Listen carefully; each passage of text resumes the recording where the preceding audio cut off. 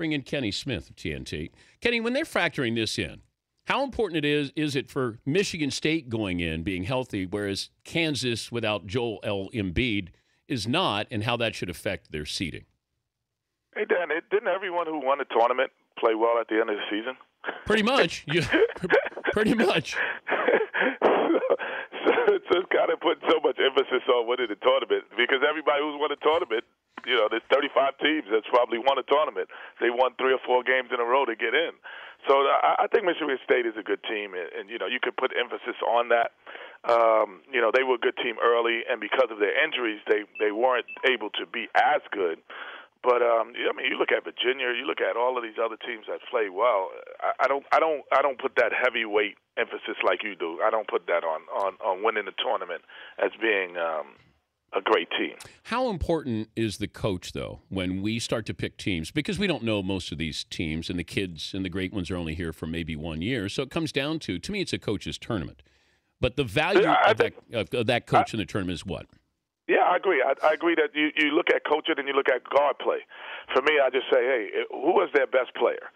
And, and if their best player, has a PG or SG by it, those teams are usually difficult because, it's always coming down to, the last 3 minutes of a game, guys being able to make plays and make free throws, and usually a point guard and shooting guard too. That's why a team like UConn, I think with Boatwright, along with Shabazz Napier, they could be dangerous, because they have great guard play and able to do it, and able to kind of make things happen when there is nothing to make happen.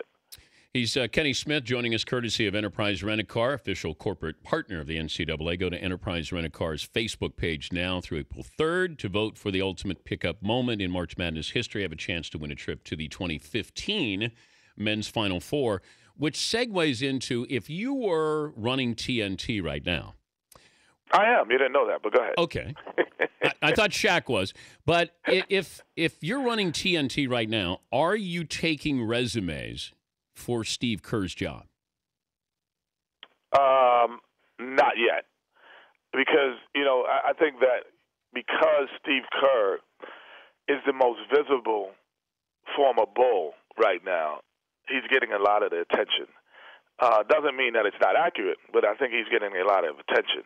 But there's numerous Bulls players and coaching staff who know Phil Jackson's triangle offense because you always think that, well, he's going to the Knicks.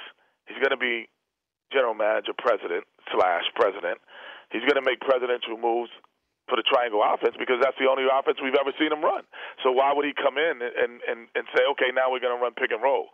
So, yes. Will Steve Kerr be there next year, TNT? If I had to say, if I was in Vegas, I wouldn't put my money on that number. You think he'll be gone next year? No, I still think that he'll be at TNT. I'm not 100% sure. Yeah, okay. I wouldn't put my money on that number. I really wouldn't. It's difficult to say what. The one thing about Phil Jackson over the years, we never know what he wants. That's been it. I think his unconventional style and his unconventional thought process has led him to where he is in the heights of greatness.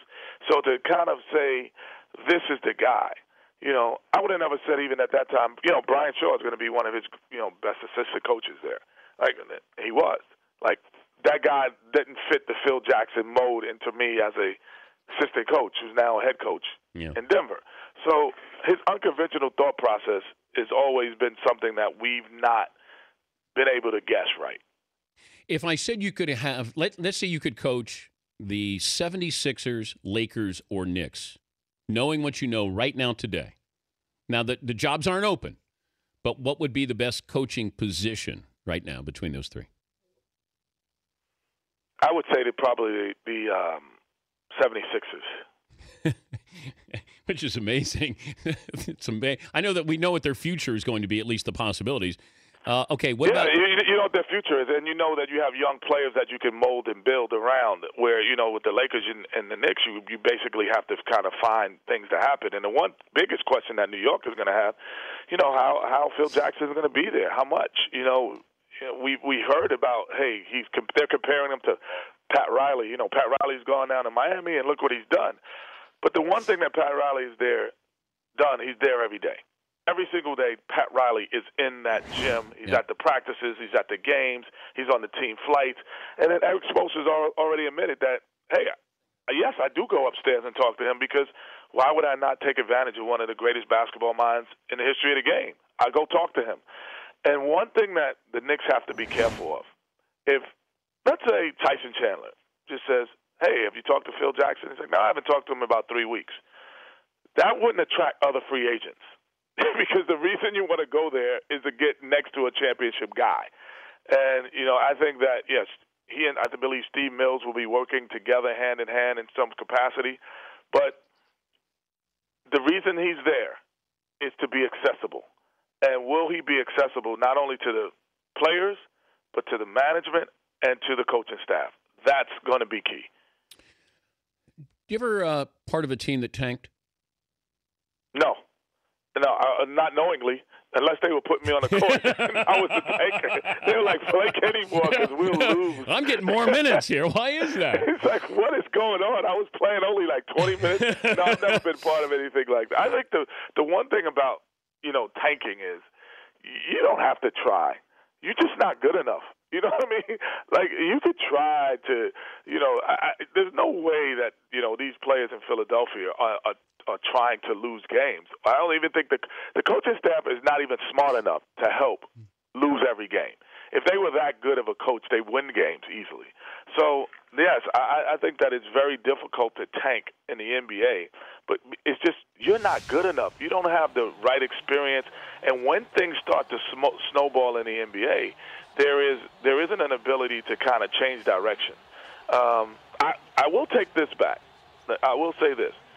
I've been on teams where players have not seen the light of a tunnel and quit, and I've seen teams where when they don't see the light of day, they quit. And because of coaching staff doing things like, well, we're not going to practice for like 3-4 days. Was that Sacramento? No, that was actually in Denver. When I was in Denver, and I was like, okay, well, this is strange that we're not practicing as much. But then you can go to modern day era and with the Clippers, who's winning at a great percentage right now, and Doc Rivers is known to not practice for 2 or 3 days. So it depends on who your personnel is and how well that works for you. Did you make your Final Four picks? I didn't make all of my Final Four picks. I'm still kind of debating on a couple. I'm on the Wichita State bandwagon still. I just don't believe that it's you can too tough a region, though. Too tough a region. Like, I like how they said, well, you didn't play anybody, so now we're going to let you play everybody over the next 2 weeks. Well, I think the one thing that we're looking at, in these, it's going to be a lot of great moments that happen in the NCAA for sure this year. But the one thing we're looking at name brand. We're not looking at game brand. We're looking at Kentucky. We're looking at Louisville. We're looking at Duke. But we're not really saying, you know what, Louisville struggled at times during this season. Yeah. You know what? Duke hasn't been, their freshmen may have 1 foot out the door, this great player, and he might not have the same mental focus to stay in when things are tough. And that might have happened this year. We're not looking. We're looking at Coach K, we're looking at Pitino, and we're looking at Calipari. But we're not looking at what they actually did this year. And that's what, I'm still saying these guys have done it, and those guys have not.